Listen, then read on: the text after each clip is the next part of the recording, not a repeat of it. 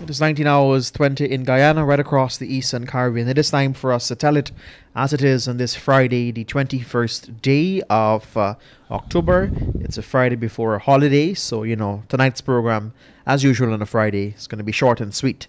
I won't stand between you or sit between you and the man of the moment. Allow him to make tonight's presentation, all decked out in his black and is that pink peach. They often say men are colorblind, so I can testify to that. I don't know certain colors. With that said, sir, namaste and over to you. Namaste, Josh. Life, Joshua, is a barter of choices and consequences. A lady by the name of Samantha Soto said those words. Life is a barter of choices and consequences. A form of slavery today. Guyana bartering our US $1 trillion blocks for a UK visa. You going to London too? No, of course not. Why not? You never went to London? No, I've never been. Well, you can get a visa free to London. All right. Namaste, guys. To all you wonderful people listening, thanks for tuning in every Monday, Wednesdays, and Fridays. It's always a pleasure to sit before you, and you guys give me the opportunity to share my little wisdom with all of you. Every choice has a consequence. And every consequence has a destination. Where are we going? Our oil blocks going to the UK, and you are going nowhere. All because of the choices made by President Ali of a visa free to England, Joshua. When I hear this story, you can't help it but laugh. Boris Johnson, the UK Prime Minister, was not working in the best interests of the British people a few months ago, and the party, his party people, gang up and say, guys, you got to go. He was forced to resign. That's only 3.5 months ago. The woman who took over from him, Liz Truss, after only 6 weeks in office, has also been forced to resign yesterday. Joshua, you hear me? Yes. She was forced to resign yesterday because of the things she promised to do. She was forced and she didn't do it. The things she promised to do when she took office, she began going the opposite way. The key point to note here, my fellow Guyanese, is in both cases, Prime Minister Johnson and Prime Minister Truss was removed by their own party members. This is not about voting or elections. This is about holding leaders accountable. And if you can't do the job and do it correctly, then you have to go. Vamos, get out. Those are party people who is putting their country and people's future in front of prime ministers. That is not love for individuals, uncle. That is about what is right and what is good for the people of England. Now, what is happening here in Guyana? You guys have Vice President Barajagdeo and President Ali, who promised to do all the right things regarding our resources, our wealth. What has happened today? Everything they're doing is wrong and the opposite to what they say or promised. The Vice President Jagdeo keep on approving projects without correcting the faults and mistakes made in the past projects. He keep on approving these projects without even increasing our share. Our share, uncle, is the same old contract. He keep on giving more projects upon projects on with the same old lopsided deal. He keeps on approving new projects without giving us a chance to understand the sector, not giving us, the citizens, a chance to breathe, to learn, so that we can fit ourselves in there to make some money out of the oil deal. No. No, no. These politicians are doing absolutely nothing that will benefit our country and our people. He was asked the most simplest of questions. Is ExxonMobil thieving back that stinking 2% royalty that they're giving us? You remember what he said? He have to ask lawyers, because he doesn't want to say anything that he have to be sorry for or walk back on. He told me on this very program, Guyana is getting 50, 52, 59%, however you define it as. Yes, that's the answer he gave us as to what we get in this country. Come on, guys. Is this man still sitting down in the chair running We Future? This man can't tell us whether ExxonMobil thieving back the 2% royalty as expenses. This man can't tell us exactly what profit sharing we really getting out of this deal. And he's still sitting down there making decisions for me and you, man. Uncle? When the MPs and all of us can sit back and allow Jagdeo to run this country in this fashion, then something is wrong. Something is definitely wrong with all of us. When the media have to constantly keep banging to get production reports, to know how much oil being pumped up on a daily basis, when we have to beg like stray dogs for those mining contracts, to get the audit and review reports of these oil projects and getting nowhere, then why are we silent like this, man? Huh? Why do we keep throwing mahal around their necks like if they are our brothers and sisters when they're selling out our future, may I ask? There is no press conference. There is no word from Bara Jagdeo, from Vikram Bharat or Winston Brasington about this gas to shore project at Wales that is going to sink this country. Why do we have these leaders here? I told you guys, at 8 p.m. every night in South Africa is blackout. The whole Johannesburg goes into blackout.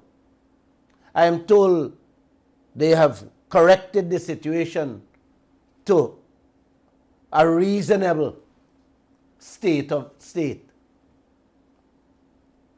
Presently, three-quarters of Africa, in many parts of their countries, there's no electricity or even nasty drinking water for the people. I stayed in the best hotel in Zimbabwe and it stink. I wanted to move right away. But the manager told me, sir, this is the best you have in Zimbabwe. A rich country, the best hotels smelling. Smelling worse than them short time place.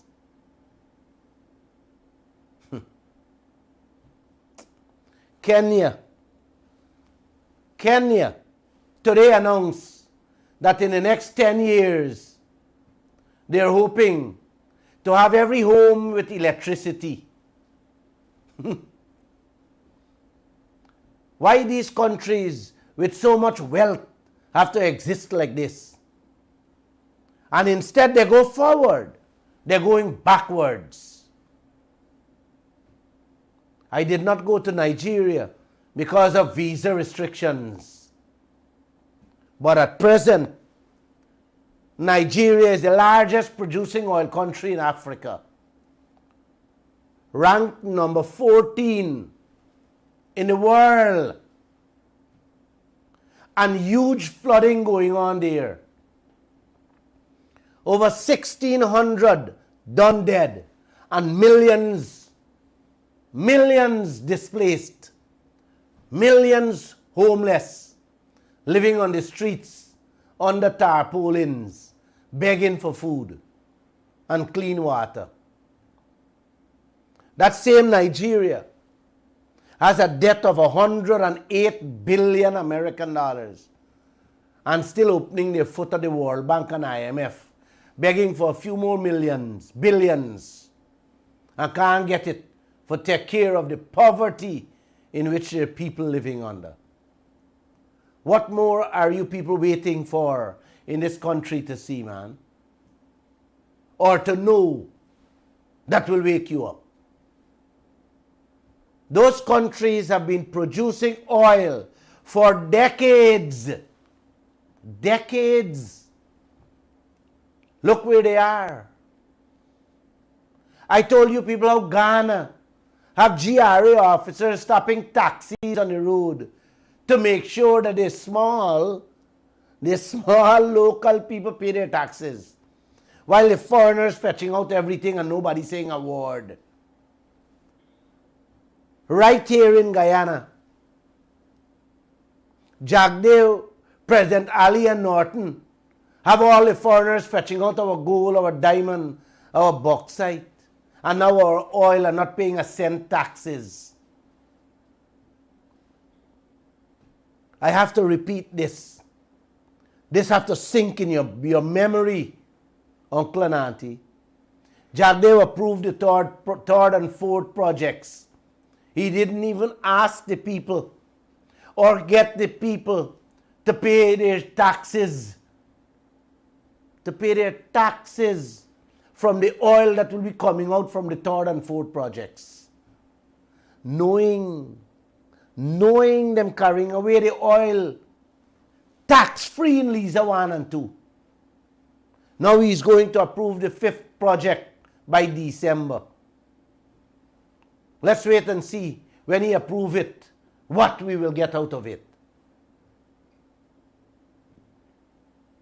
You know, I have to repeat these things for it to sink in your memory, Auntie. Because these things have long tragedy for all of us. You know, Uncle, I am certain nothing wrong with my head. Even though I had a mini stroke in November, nothing wrong with my head. You guys better check your heads. You know, many nights and days, I wonder what else can I do? What else can I say to wake you people up from the slumber you're in, or that deep sleep you're so comfortable in? I don't know. 2 days ago, the British High Commissioner in Georgetown waived the visa requirements to go to England. And the entire country, yes, jumping for joy, like if I have future set for life with that. If you see the comments on social media from people, you got to see it. You would believe that every Guyanese can go and scrape out a good living in London. Yes. That's the kind of comments all over social media and all across this country. Imagine we got more wealth now than England and the whole world. And instead these people talk about that on social media. They're jumping up about free visa. And in the same breath, while the woman saying, you can go to England without a visa now, my gosh, your president, our young president, Irfan Ali, talking about government-to-government partnership with oil blocks. You didn't hear that, man. Let me repeat it. When the lady announced visa-free, the speech that President Ali gave, saying that we will be doing government-to-government partnership with our oil blocks. This is what we have free visa for. Giving away your country to England, and you get to go to England on a vacation. This is what we leaders see to negotiate as fair exchange. Visa. The coalition give away the whole Stabroek block and get 2%. Them this. President Ali giving away we oil blocks to give you all visa free. My God. And President Ali telling the Guyanese people, y'all mustn't take advantage on the visa free.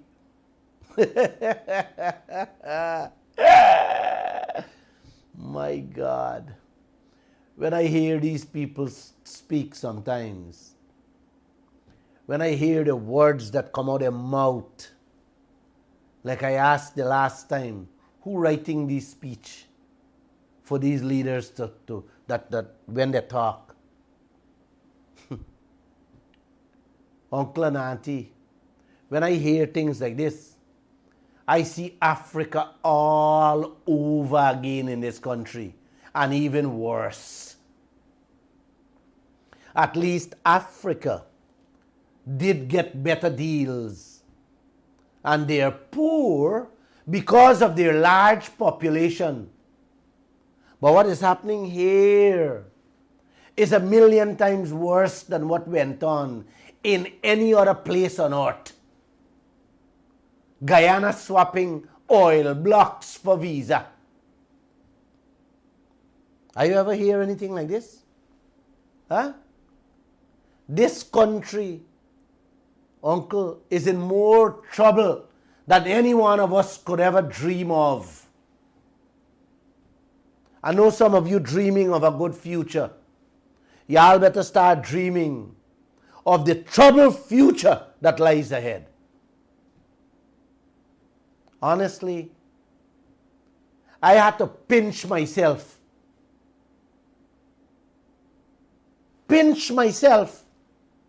To make sure I wasn't dreaming when I heard they waived the visa requirements and Ali telling and Ali talking about government-to-government bartering of oil blocks with countries.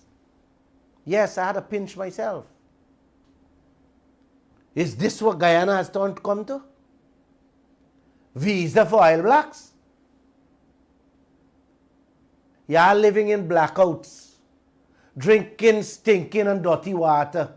can barely patch some of the roads we're driving on, can't eat a proper meal, and jumping up for joy about a visa? Huh?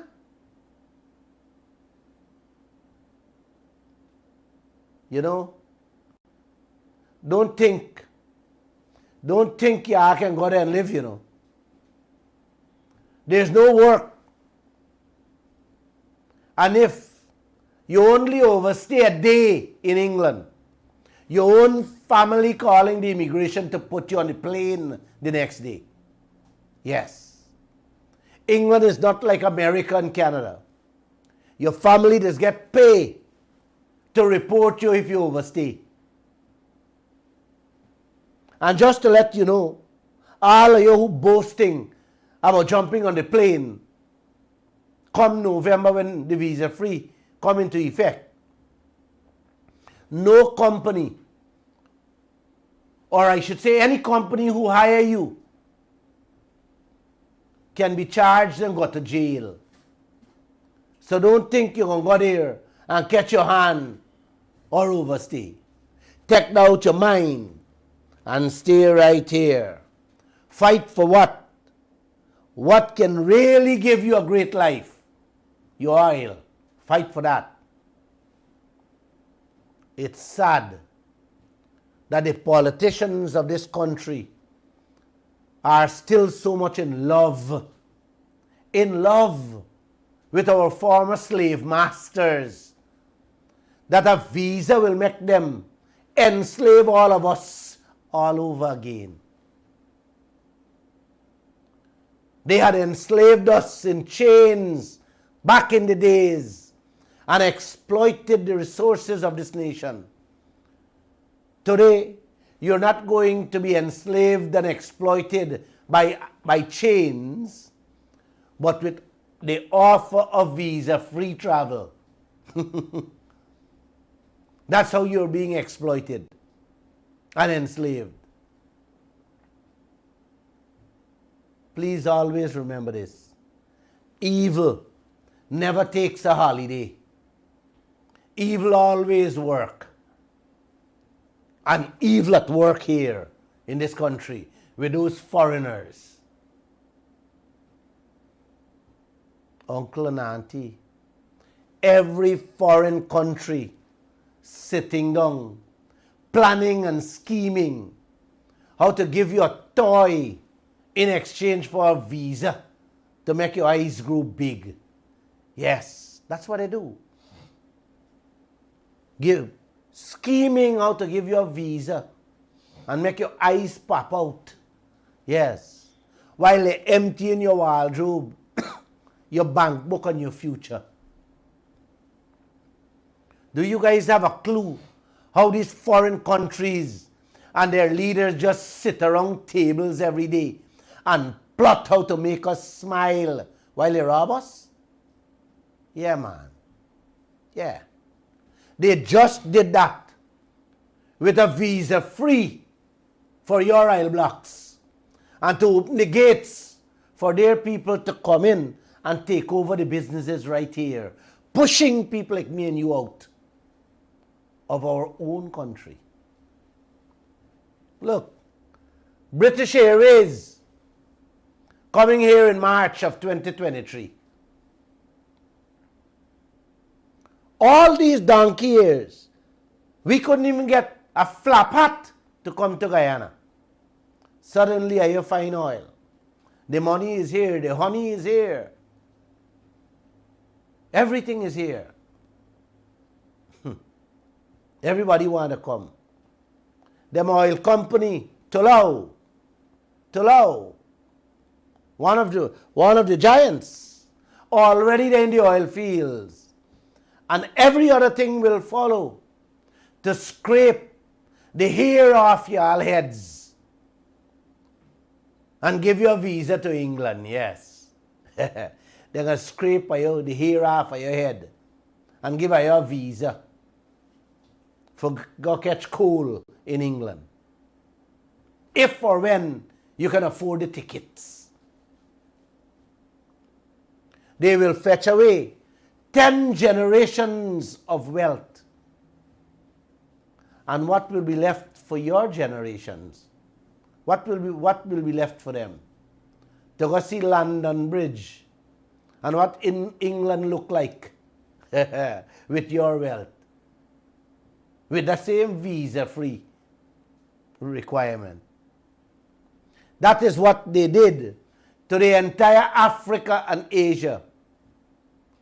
Now, every day, boatload upon boatload of Africans and Asians are dying like ants,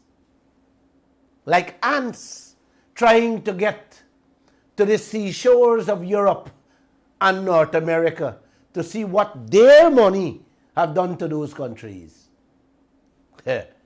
Yes, the skyscrapers, the African and Asian wealth built in their countries. And they can't get there. They're dying like fleas just to go there and see because they can't get a visa. This is exactly what will happen with our generations to come. They will be just like those African and Asians, risking their lives across the Atlantic Ocean to go to those countries to see what your oil money built for them.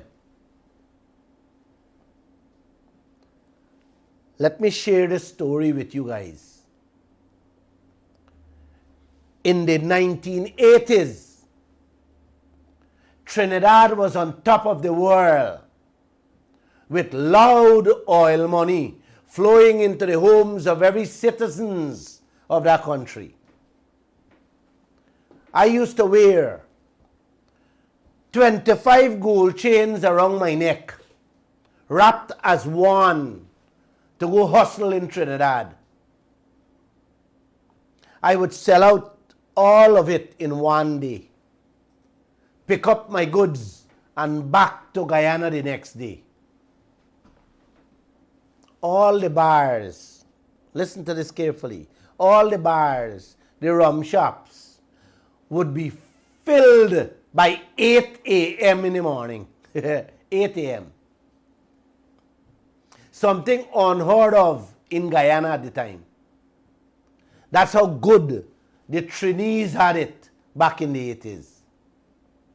All across Trinidad, the hotels, the restaurants, the stores were all doing bright business. Port of Spain, the city, was so crowded that you got to hold hands with those who you're walking with so as to not to lose each other. Yeah, difficult to find back, so you got to hold hand to walk in Port of Spain. That's how busy the city was back in those days. Every day was like Christmas Eve in Guyana. Every single day was like Christmas in Trinidad. I see that with my own eyes. Yes. I see crazy men, these little mad or crazy men, walking the bars begging. And every one of the men sitting at that table would take out $100 TT and give them. It shocked me. You know why, uncle? Because one of the fine gold chain I used to carry, I used to sell it for $100 and $150. Who a catch, you know? That is how money was flowing in Trinidad back in the 80s. That you could be in the bar drinking and men taking out $100 and give beggars. And not one of them, all of them taking out $100 and give. Don't talk about visa, US visa. When them apply for a US visa, the US embassy in Trinidad at the time, didn't give them 5, 10, and 20-year visa. They used to give them Trini indefinite multiple visas. That means till you're dead, you can go to America. Even the beggars had indefinite multiple visa at the time, man. Life was so good for the Trinis that nobody wanted to go live anywhere else but in Trinidad. Today, tables turned. Today, everything done. The Trini running all over now to live. To find anywhere they could hang their hats. That's how Trini has become. Back in the 80s, you had none Trini in New York.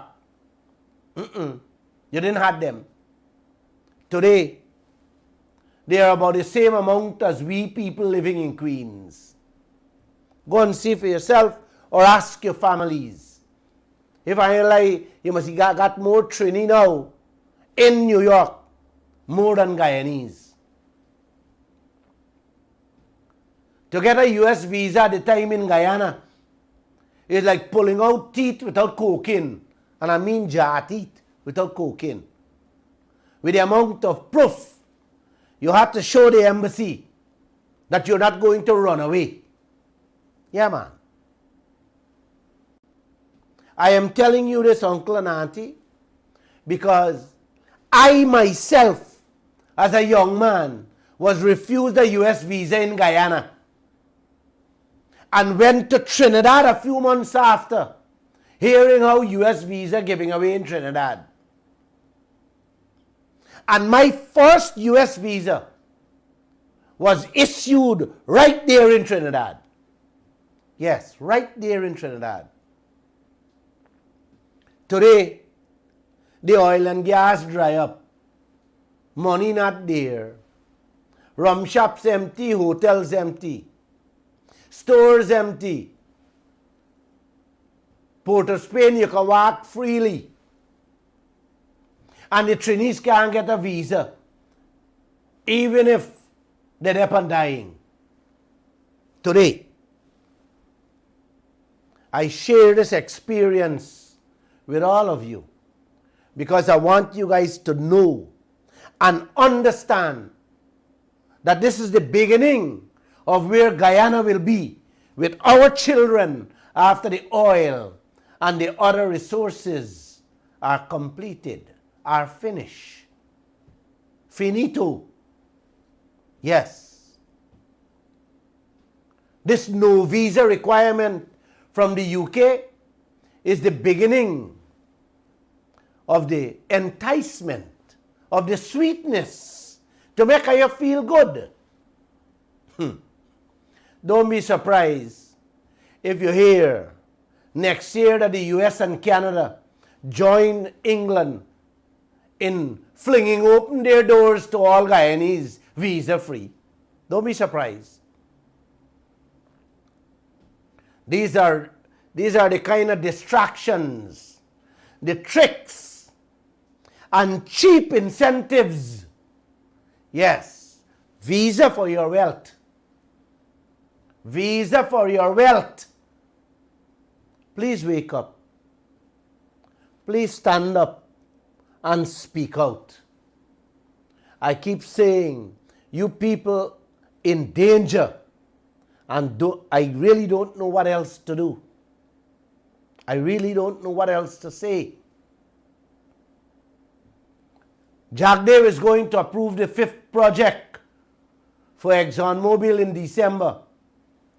Ali and Norton will not say a word, knowing that they haven't even checked and verify the investments and expenses for Liza 1, 2, 3, and 4 as yet. Wow.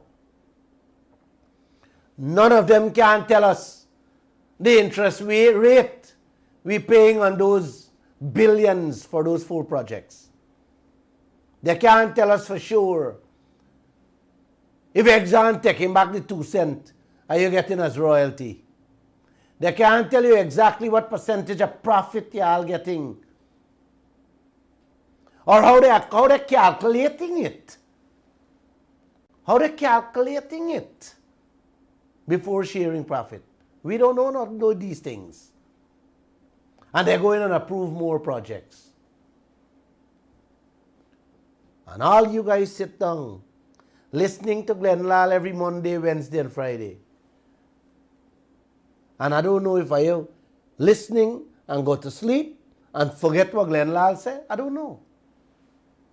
I really don't know. Diwali is Monday. Is a celebration of light over darkness. Good over evil. Right over wrong. What are we celebrating? More darkness? More evil? More wrongs? Is this how you people will be thanking the Almighty for the great blessings He has bestowed on us? Huh?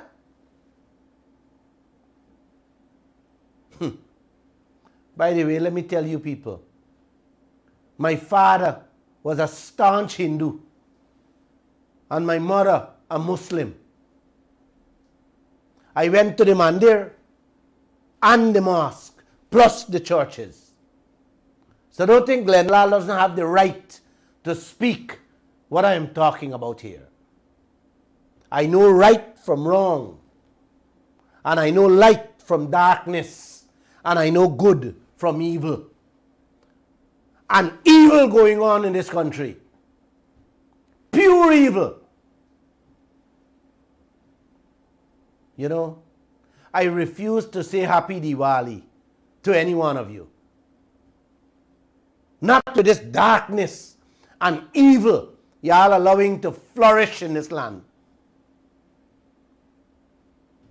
And you don't have to listen to this program if you're upset with me. I'm fine with that.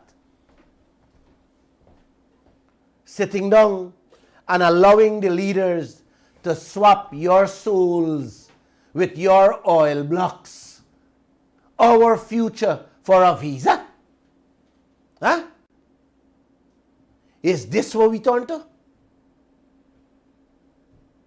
Is this the rightful spirit that should be in every one of you lighting those diyas and say y'all celebrating Diwali? Huh? Christmas is coming. And that also represents brightness and goodness. Is this how you guys will celebrate them? When plenty of our brothers and sisters can't buy a tray of eggs to make a pound of black cake? Or you are going to fly it from England with a visa-free requirement? I'm just asking. I'm talking about England, uncle. Let's go back to the Prime Minister that had to resign. What she said only after sitting down in the chair for 6 weeks. Only 6 weeks. Please listen very carefully. How she said she was selected to lead the country from out of a bad crisis and that she did not deliver. And as such, she's tendering her resignation. You're going to listen, you're going to hear her.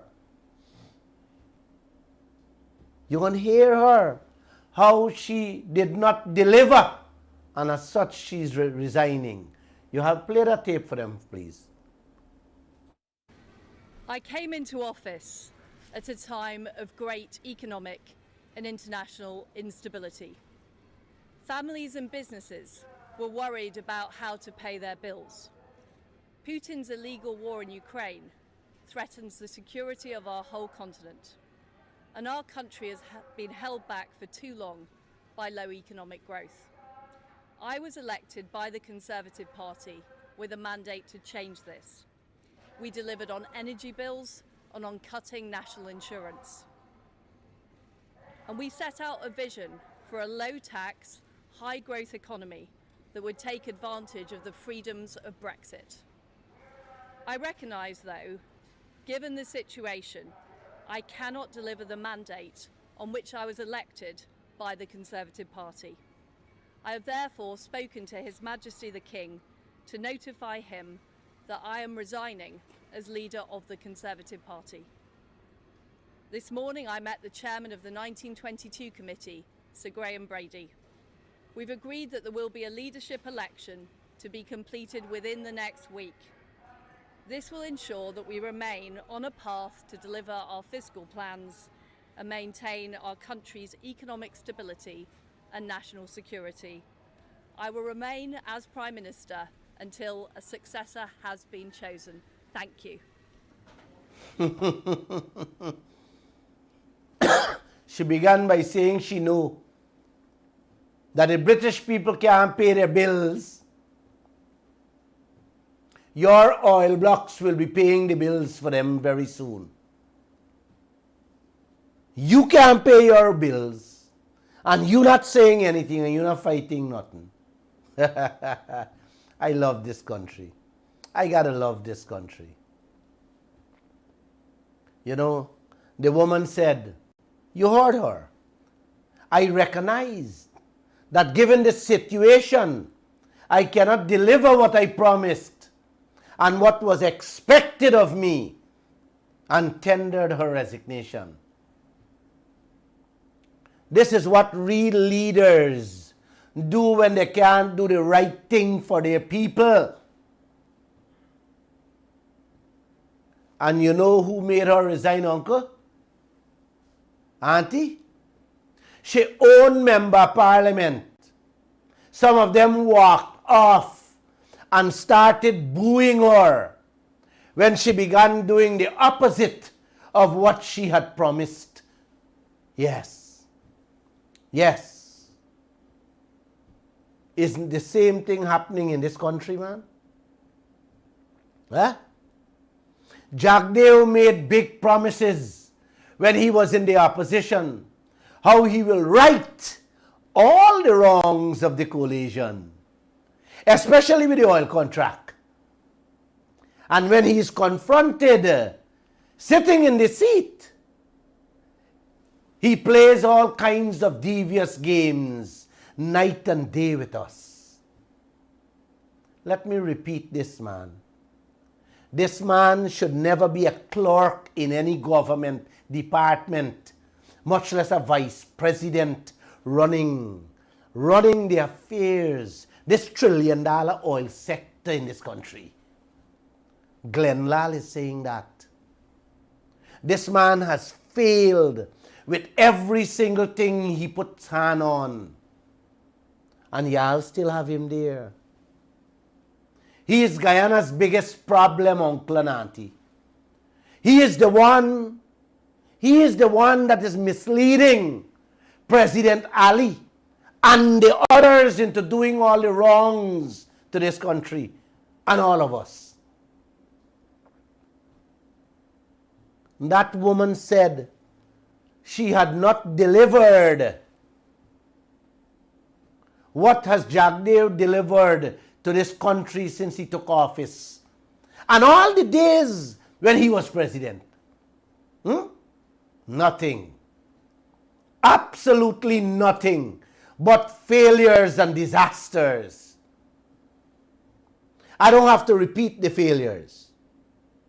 They are staring you people in your faces. Just look around. Just look around. Look around if you have lights, meaning GPL. That is one of the failures and disaster. I thought when he come on the program, he would have answered that question.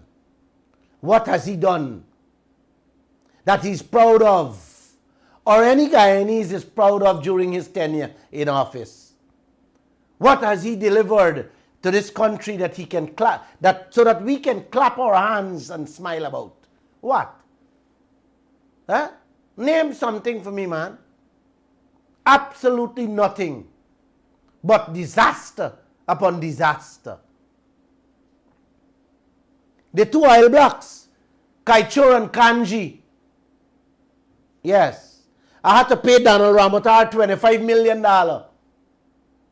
because the court said that I slander him when he gave away the 2 oil blocks free to people that say they never meet and they never know.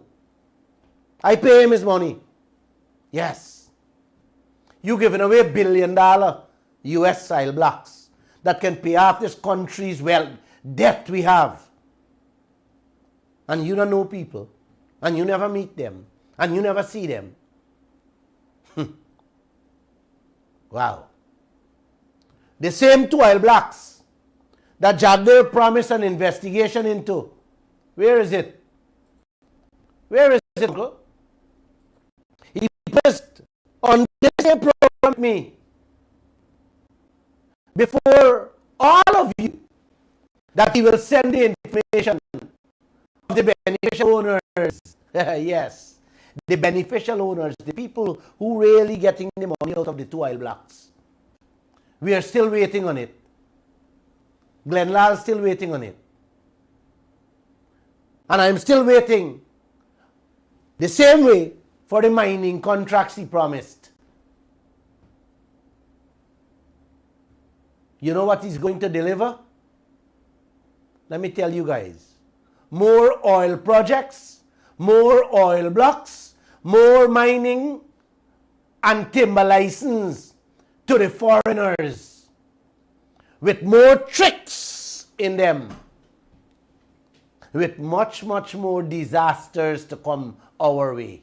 That's what he will deliver. That's what he keeps on doing. This is what Jagdeo is made out of. Disaster and tragedy. The national culture, uncle and auntie, the national culture of thievery and criminality, of lies and tricks, deceptiveness, all flourished under his leadership. Check back the records and you will see the long list of financial crimes committed against every citizen of this land. I can name them, but I don't have time to list them. And yet, some of you just puja him and treat him like some kind of genius or some kind of holy individual. This can't be a real country. If it was, nothing like Jagdeo could have lasted for 1 month. Not with what he's doing. And if he was a real leader with 1 ounce of decency, he would pack his bag and leave Guyana and never return. Not for what I have seen for the last 30 years in this country. No, man. Can't give a nation the basic things that an idiot can fix overnight. Clean drinking water, a steady supply of electricity, supply of basic things like medicines, no proper medical facilities, with hundreds of millions of US dollar loans. They're borrowing only to thief out trick water. Basic thing like drinking water, electricity and medicine, uncle. They didn't give us, they didn't fix over 30 years in this country, man. What else they could give us? Another 30 years will come and Guyana will remain the same way without clean drinking water and electricity. The gas shore project, they're going to spend almost $2 billion American dollars. That's 2/3 of Guyana that we have right now. And guess what? The grid, the power lines, right across this country rotten. Poor us. Poor us. They're not fixing that. They're not correcting that. That alone can help the power supply in Guyana presently, because we are losing more than 30% out of that rotten lines. Yes, they're not fixing that. They're going and build a brand new $2 billion plant. I don't know where they're going to run the current, or how they're going to distribute the current, I should say, not run it. Maybe you got to help me with words to find, to let me know where they're going to distribute it and how they're going to distribute it. Oh my gosh. Oh. You mean to God Almighty? We got some God-fearing, decent and well-educated people in Parliament. You mean to tell me that none of them can raise their voice against what is happening in this land, man?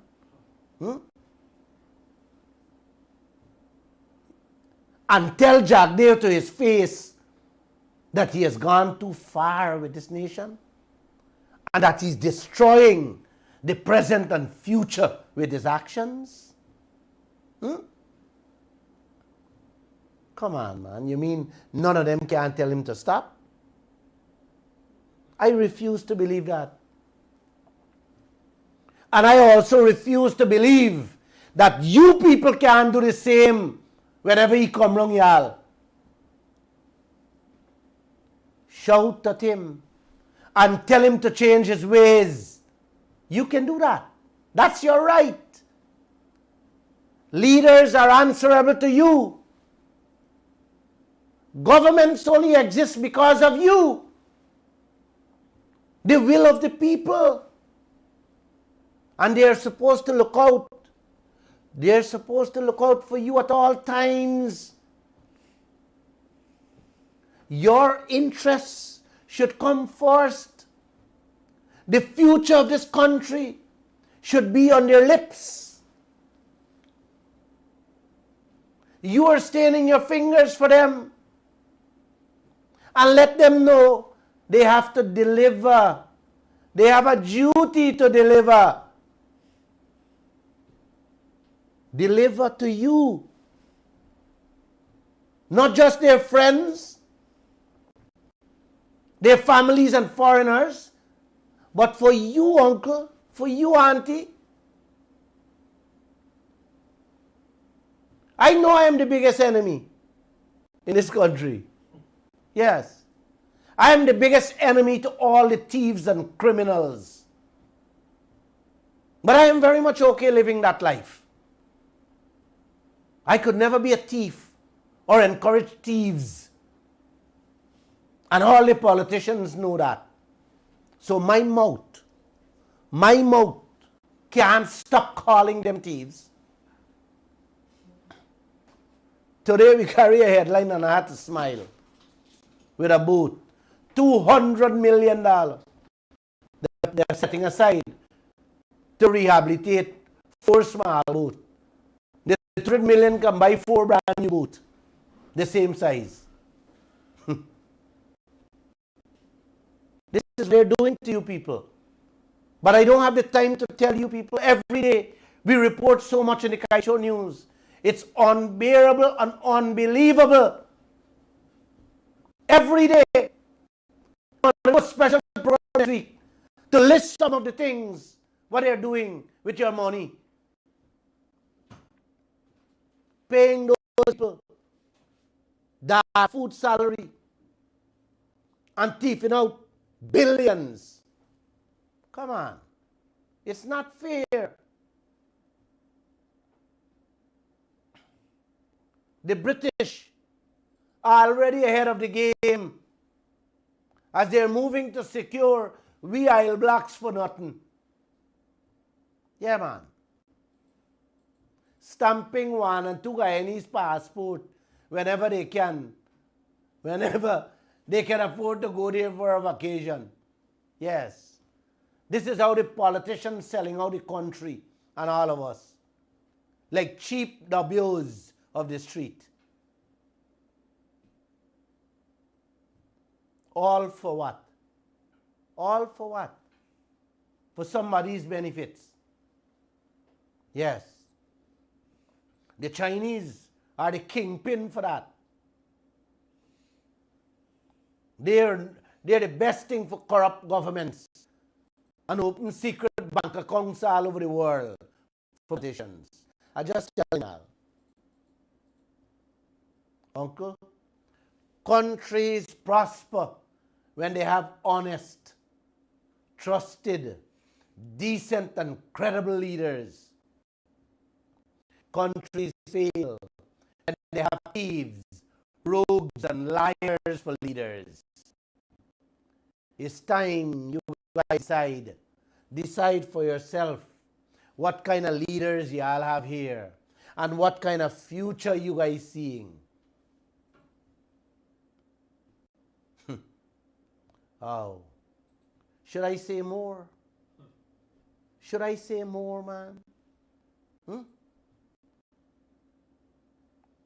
I took the government to court for ExxonMobil to pay their taxes. And ExxonMobil applied to the court saying that they want to be a party to the case. Pat salt.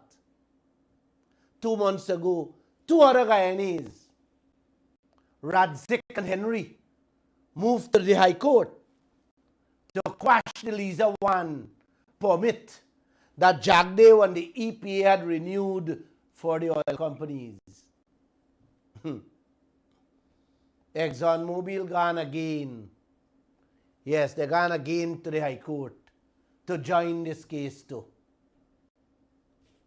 The High Court give them 14 days to file their defense.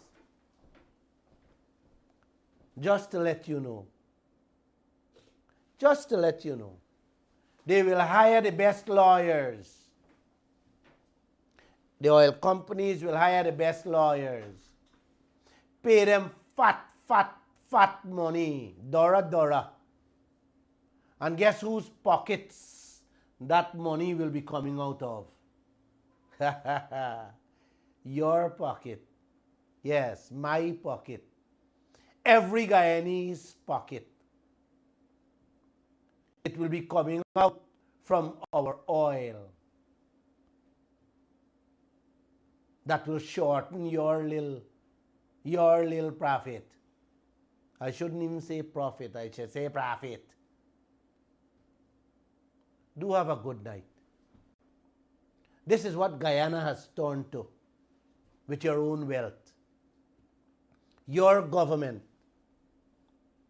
breaking the laws to enrich the foreigners. And when we move to the court, the foreigners want to defend their enrichment as if the parents left it here for them. Oh my. Oh my. Chad president has declared a state of emergency with the massive flooding in the country. That happened today. 2.1 million people are struggling with hunger in Chad, causing a huge increase in the number of children hospitalized with malnutrition. In Nigeria, widespread flooding has killed more than 1,600 people. The flood affected 27 of Nigeria's 36 states and has caused over 1.4 million people to be homeless as I speak here. The flooding has blocked food and fuel supplies from getting to many of the affected villages and towns. Yeah, man. Pakistan, the latest death toll stands at 1,700 people, with more than 33 million people affected by what was described as a monsoon. The World Bank said Pakistan will need about $40 billion to recover. Haiti is in crisis with shortages of food, fuel, and clean drinking water. causing devastating hunger. Over 4 million people are affected there. Hospitals have either shut their doors or reduced their operations because they cannot get fuel to power the generators.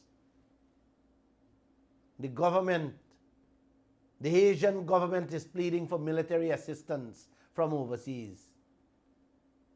In Somalia, extreme drought is causing terrible suffering.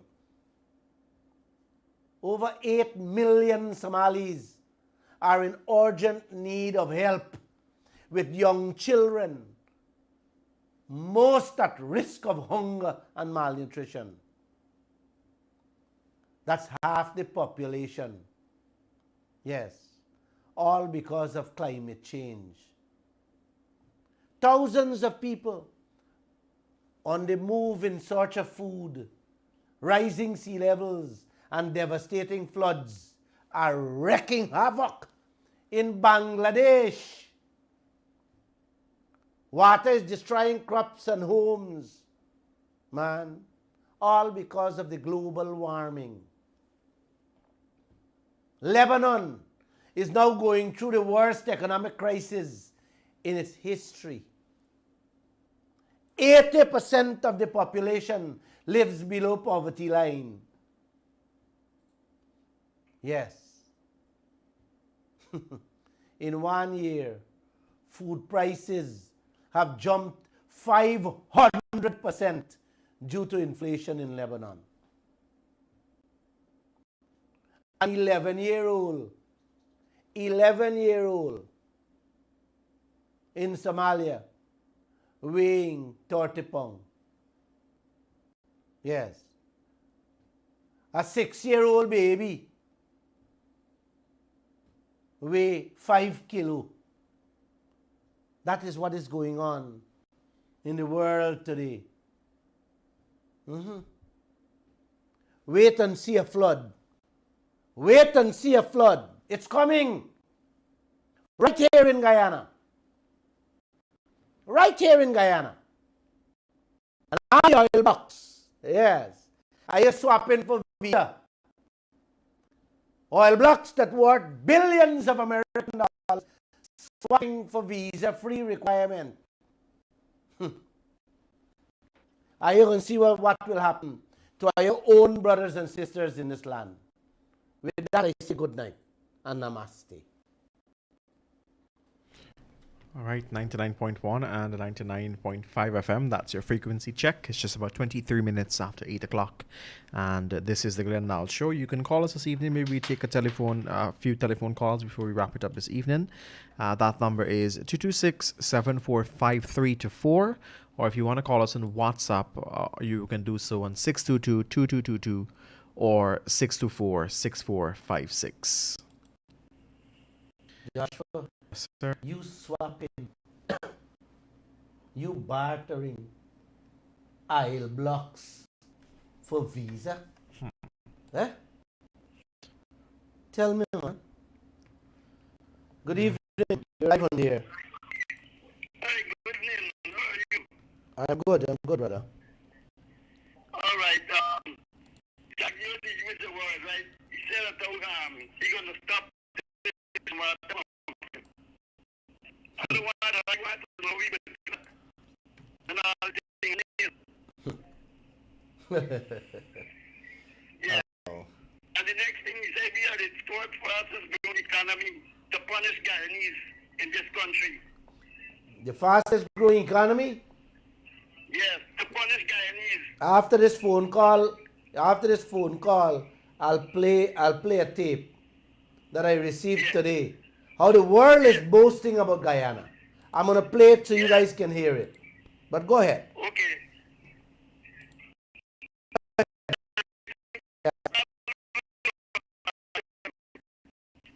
Because they're not spending the money that they're allocating to do these things. They put it in their pocket. Exactly. That's it, brother. Since with the program, I listen but you don't hear nothing. Well, sometimes you're right. Well, it's the blackout that's causing that. When you have a blackout and the generator doesn't kick in automatic, then we got to send someone to fix it. This is the Guyana you live in. I'm glad that I'm glad the radio station is the blackouts that is causing these things. So right now, actually, you have blackout. I ain't getting up on the radio there right now. Exactly. Well, you can't get it because, right. All right, my brother. You take care. Good. Thank you very much. Thank you. Yeah. You see? The people complaining. This is the Guyana. Play that thing, man. Play. Take the call. I got another call. Good evening, sir.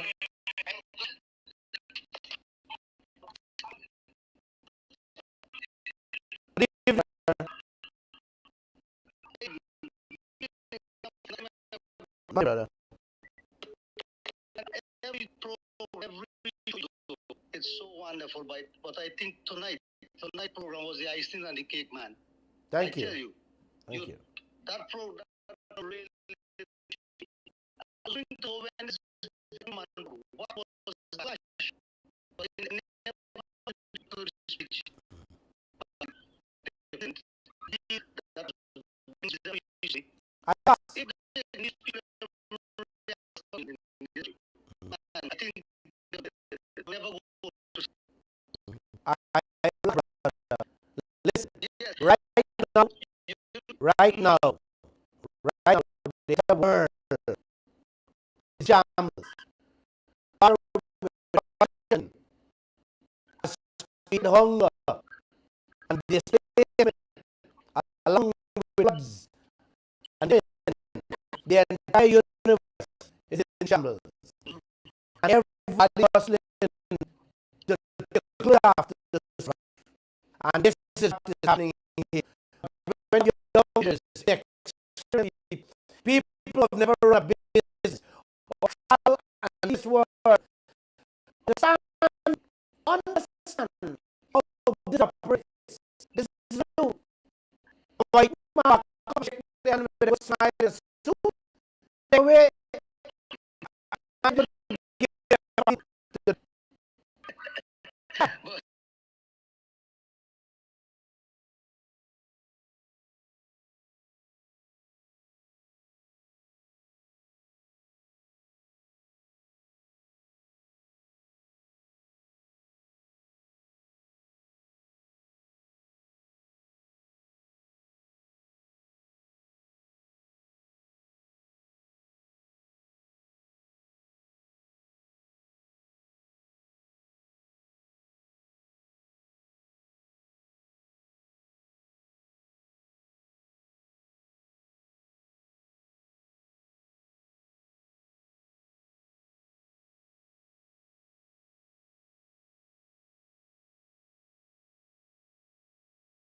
You know, I always wanted to know why the headquarters of the PVP is at Ralph Street. You know, I always wondering to know why this place located at Ralph Street. I would ask them. You know, I would ask them. but you live in Georgetown. You can do a little bit of research to me, right? If this is a coincidence or an accident. You made my You made my night with that. You made my night with You that. know, when you think about these fellas, and it's so they're doing this thing in such a way that they're thinking, you know, like you will feel they're doing a good job. You know? No, they're not doing a Visa-free. good job. They're thieving in front of your eyes. Yes. You see, they fail to realize that today's technology is not yesterday donkey cart. Today's technology, we can able to listen to them and play them back. I did a TikTok yesterday, you know, and I did one a few days ago. And if you see the amount of people, 115,000 people don't view it. I was like, wow. Like TikTok gotta pay me now, you know. And all I did was play the question asked to Jagdev and the answer he gave. You know, they can't hide now. These chaps believe that they can still hide with yesterday's technology.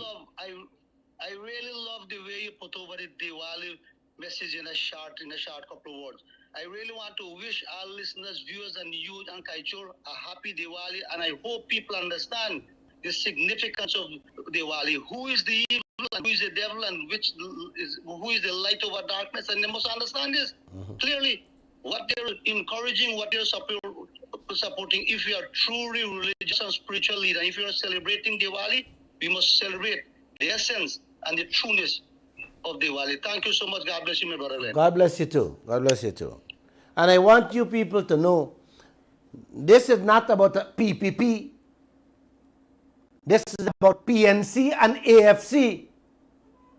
All three of them. This is not about Hinduism, Christianity, or Islam. This is about every religion. They are all involved in what is happening in this land. So when I speak, don't look at me and think that I am Indian, I am Hindu, I am Muslim, I am Christian. No, I am PPP, no. I am Glenn Lall. And I'm speaking from my heart. I can only tell you what I know. I can only share the little wisdom I have within me, with the little travels that I have done over my lifetime. And I have traveled a bit across this world. And as a business person, I understand what's going on. You think they can con me? No, they got to come with gun, and they got to stick me up from within. Other than that, you can't con me.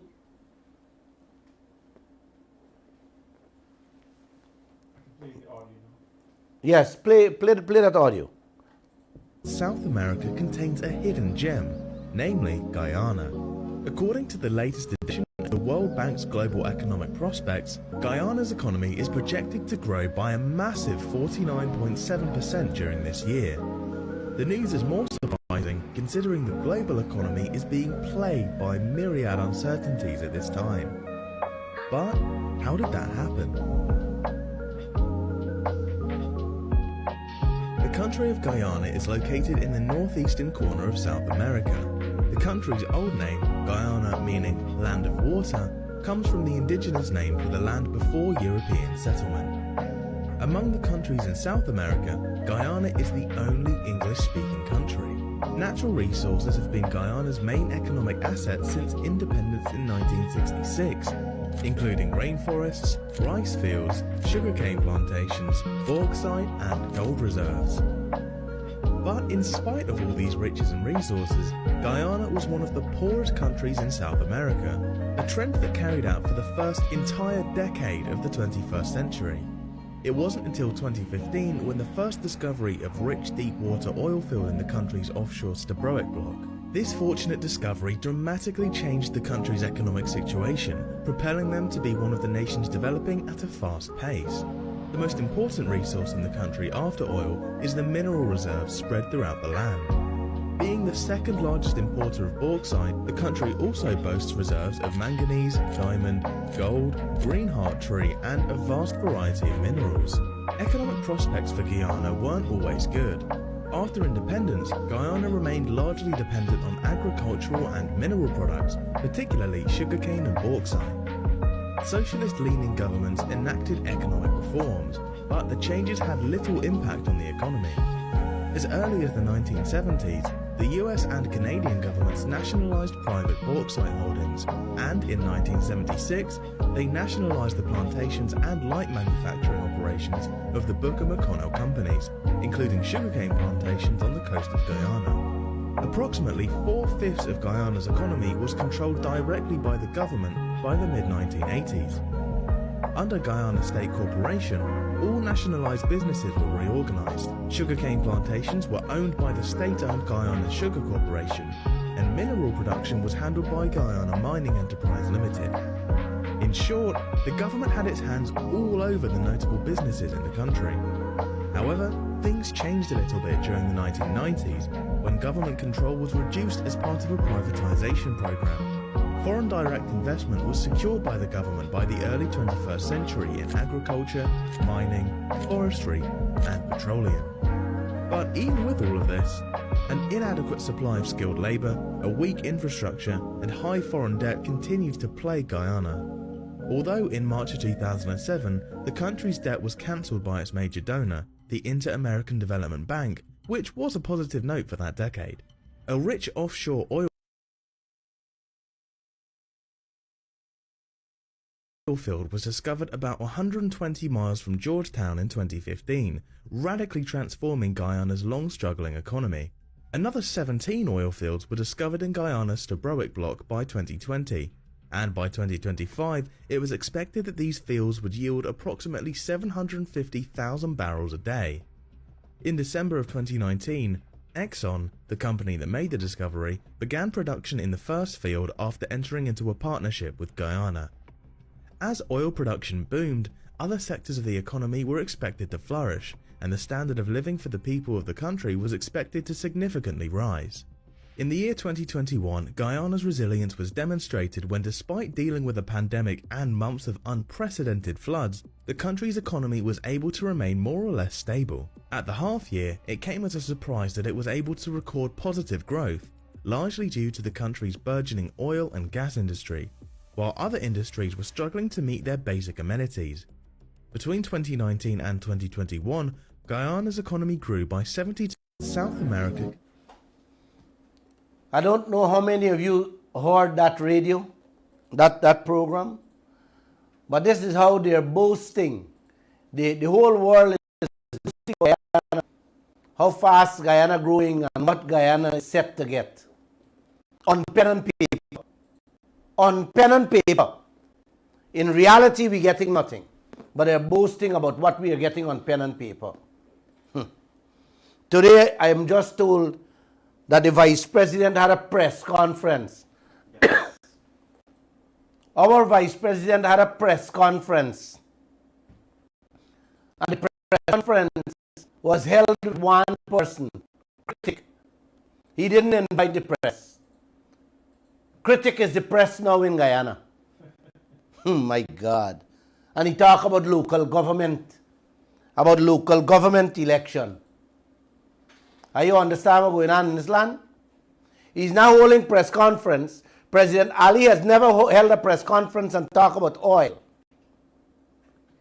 Jagdev is running from the press where oil is concerned. Now he's holding press conference on local government election and he's holding it with Critic online.